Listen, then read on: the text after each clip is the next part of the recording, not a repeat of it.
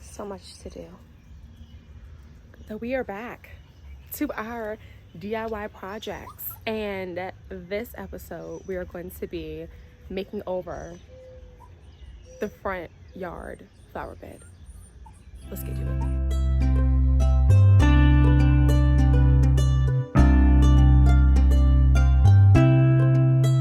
Okay, it's pretty gruesome, it's pretty massive, it's a lot, but we have a plan. So we're going to use these blocks to create a retaining wall here. And we're just gonna make this a nice little flower bed section. But the first thing I'm gonna do is just kind of clean everything up first. And there are a few bushes there. I'm debating if I'm letting them stay or not, depending on how challenging they are. And I don't think this one's ugly. I think this is a very attractive one. But like, we have a little strawberry bush here. It's just a lot. So we're gonna go ahead and just start out with cleaning everything up first, and then we're gonna lay the retaining wall. But yeah, got the material. Let's get started. Okay, so really quickly, one of the tools I'm gonna be using is this cordless chainsaw, a cordless electric chainsaw. And there's so much, like there's so many, especially on the other side, there's a lot of trees that are growing, a lot of things just, so I knew I needed a chainsaw, and I wanted something that was easy, manageable, not something huge and large that my husband to only use, or not say only use, but he would have to primarily use. But ordered this and I'm excited to use it, so let's check it out real quick. So the chainsaw comes with 2 battery packs. It comes with a charging port for the battery pack. This is the chainsaw itself. It comes with a nice little cover for the actual chain itself. It comes with an additional plate. Oh wow, I ordered some, but I just have an extra pair. So it came with this here. Oh, so dope. It also came with some gloves. This kit is a set. Came with a nice Phillips screwdriver, brush, and I'm assuming this is to oil the chains to keep it from rusting, but I don't see any oil in here. But pretty neat kit.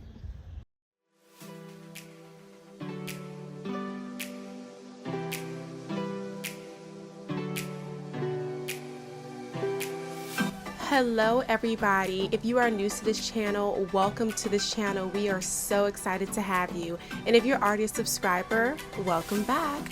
On this channel we do all things DIY, living in the life, just all things that are our real day-to-day stuff. And the main thing we're focusing on now is getting this house together. So my family and I have been in this house for going on 3 years now, and it has been a fun journey.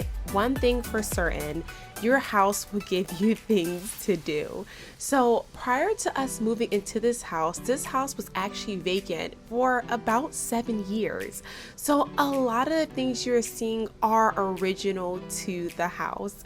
This particular flower bed has gone over a numerous amount of makeovers. In fact, the makeover prior to this one was undone because we had a little bit of a water situation. So I had to rip up everything I had there. I had tarp down, I had the marble rocks down, I had all that stuff in place, and it looks very nice, but it had to all get ripped up.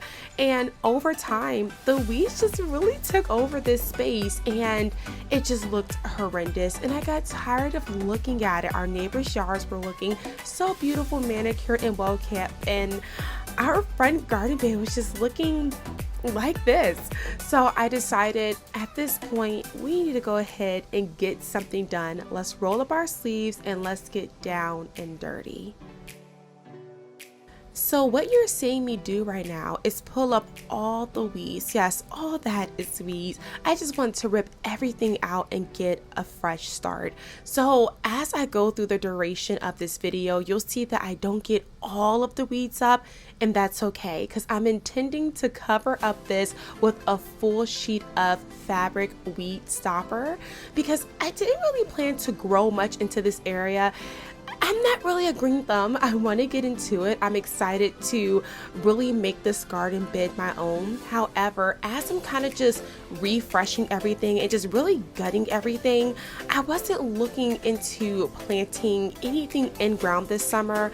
I felt there's a lot of treatment that has to happen, checking the soil. I do believe we have good soil. Signs of good soil is usually worms is in there. Correct me if I'm wrong, but that's what I've read. And we always have a bunch of worms within our soil. So I do believe we have some pretty fertile soil. And then you can also see that bush that's there. That is original to when they did the construction or the renovation of the house. They actually planted that. So that bush has been surviving for about 3 years now, and it comes back every single year, just blossoming with those beautiful red flowers on it.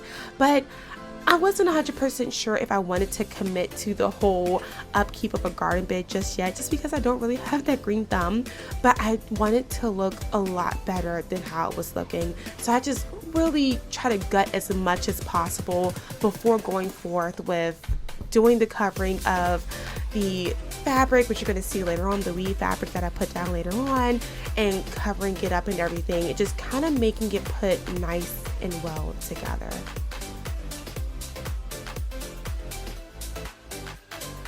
So while this project was very tedious, it was also very satisfying. Just seeing all of the vines and weeds getting ripped up and just kind of seeing and looking a little bit more bare of what I was definitely going for when doing the whole gutting of this project. It was very satisfying. But what I'll also say is I did feel pretty sore the next day. The constant bending over, pulling things up, it was just a lot. So prepare to put some work in as you are planning on going out there and getting weeds and just kind of refreshing that whole garden space, because it's a lot. So what you're seeing me do now is prepping for my retaining wall. So I'm digging out that grass and that dirt to create that foundation for me to lay my retaining wall.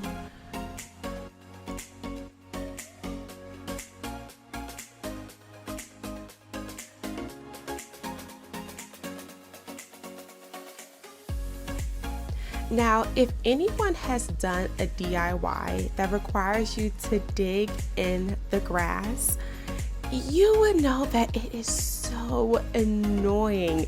It's just grass have roots, and so when you're kind of digging, you have to dig a little bit deeper to make sure you're getting to those roots, because they all just like to link together.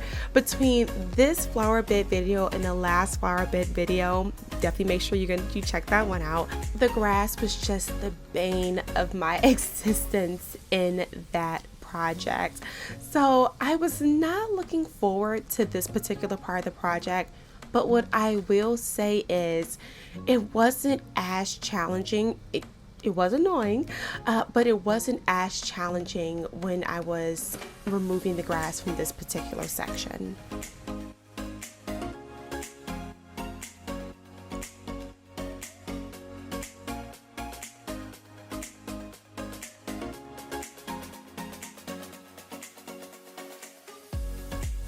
So since all my projects really start out with me digging down for me to lay a foundation for something that I'll be adding, in this case a retaining wall, I decided to speed up through this part of the process just so that you guys are not just sitting through me digging through dirt.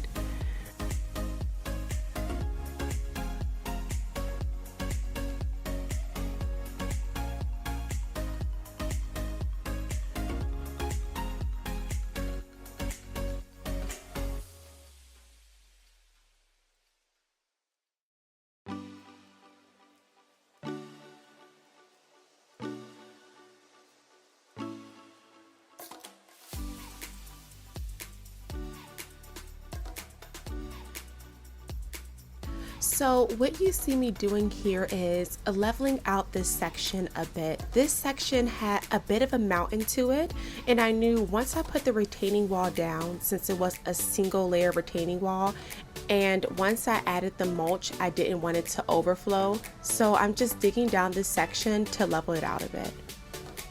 You finally get a chance to see me use that handsaw. I love it so much. It's very easy to navigate. It's user friendly for just about anyone, except for kids of course, but it gets the job done in the easiest and quickest of ways. I wasn't really using it for this project, but for the other side, you'll see it was much more needed for that side, but I did use it a little bit for a little piece of a plant that was still there. So now I'm laying down the paper base. This is the foundation for the retaining wall. It's just to ensure that over time the retaining wall doesn't uneven itself. Yes, it's naturally going to sink into the ground, and that just deals with the weather and the elements.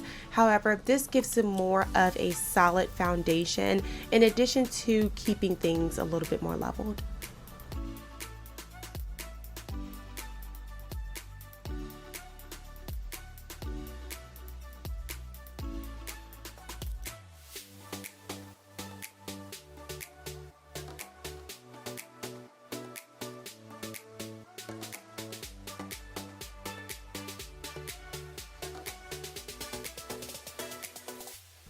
Now you see me using my body weight to compact the paper base into place.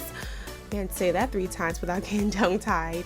But my tamper was just a little bit too large for this project, so I just decided to walk back and forth on this particular section just to get everything nice and compact in.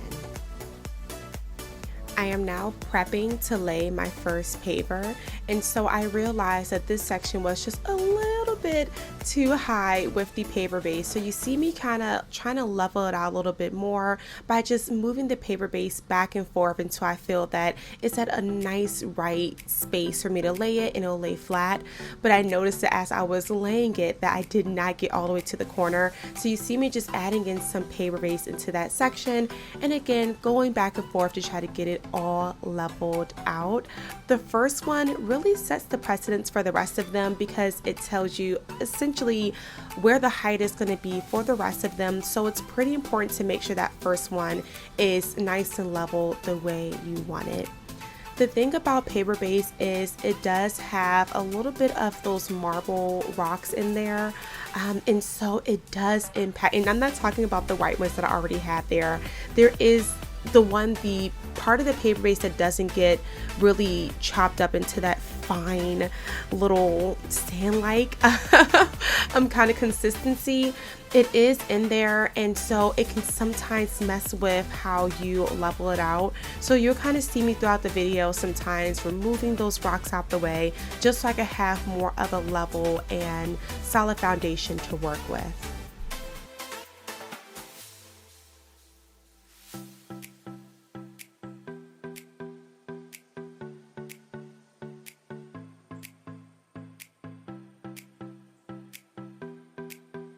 So what you see me using is a rubber mallet. You will use that for a lot of projects that come to retaining walls or your patio, paper patio bases. You're using that to really set it in place. And so you, of course, you don't want to use a regular hammer because you're going to be at risk of denting, damaging, or even cracking the piece of material that you're using. So you're going to want to use that rubber mallet just to get it nice and packed into place.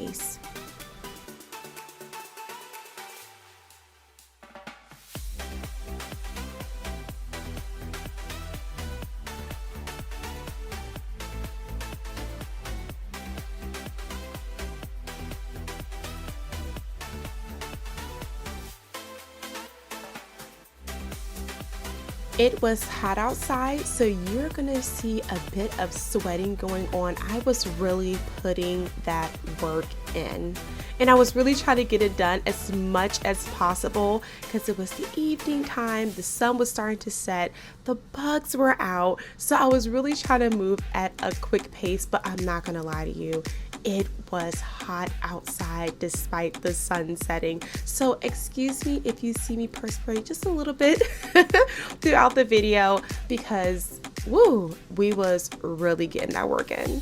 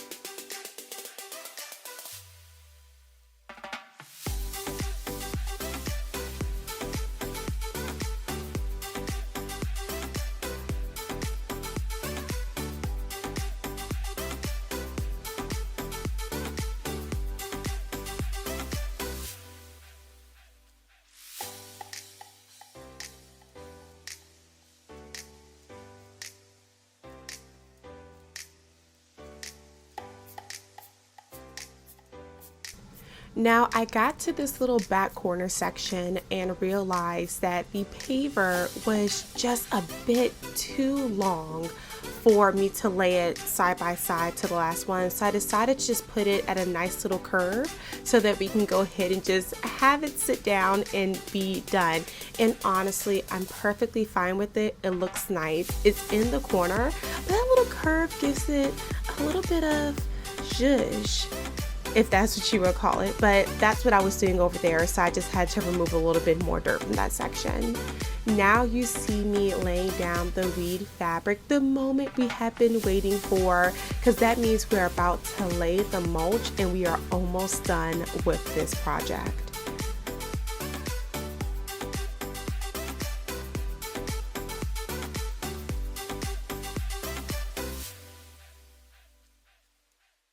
Now here's a little tidbit I will give. If you do not plan on growing plants within a particular area, like example your garden bed or flower bed or whatever that looks like, I have been told that it's better to use tarp. Now, I'm sure there's disadvantages to it because you are at that point probably suffocating the soil from getting any type of moisture to it or sunlight or whatever that looks like. But this is what happens when you use that weed fabric. Water still gets through it and weeds still grow. So you sometimes have that issue where weeds will still try to go through it, especially if it's not laid correctly. But over time, that fabric just kind of gets tears in it and it just gets worn out. So you're going to have to change it out anyways. The difference is with the tarp, you don't really have to do that. I actually used tarp before when I did this project. When we actually first moved in, I used the tarp and I told you guys I had to take it all up because of that water situation, but I had no weed issues when I used that tarp as opposed to using the fabric weed stopper. Now, what I will say from my personal experience, it did not damage the soil. As you can see, my soil is still fine as my bush is still growing. However, there may be some disadvantages to it, so I highly recommend you look into that before utilizing that mechanism.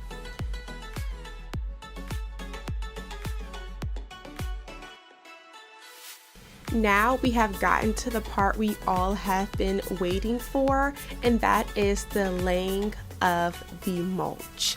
I will say at this point, if you have gotten this far into the video, make sure you like if you want to see more of these videos and subscribe to be notified for more of these videos that will come out later on this channel. But as we are doing this part, man, it was so satisfying just laying down that mulch. And when you just kind of look at how we started to where it is now, you see a very drastic difference so far, and we're not even all the way done. So I was very satisfied and excited. I don't know if you can tell I'm smiling right now, but just looking at the transition when adding the mulch, it really adds that curb appeal back to the front of the house.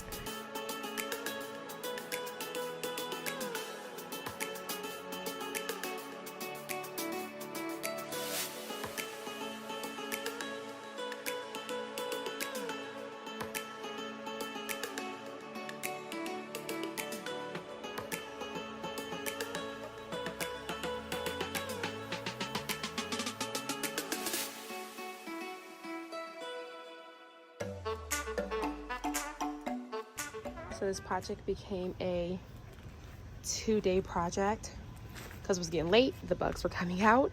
So I just finished this little back area because I had to actually go get more mulch.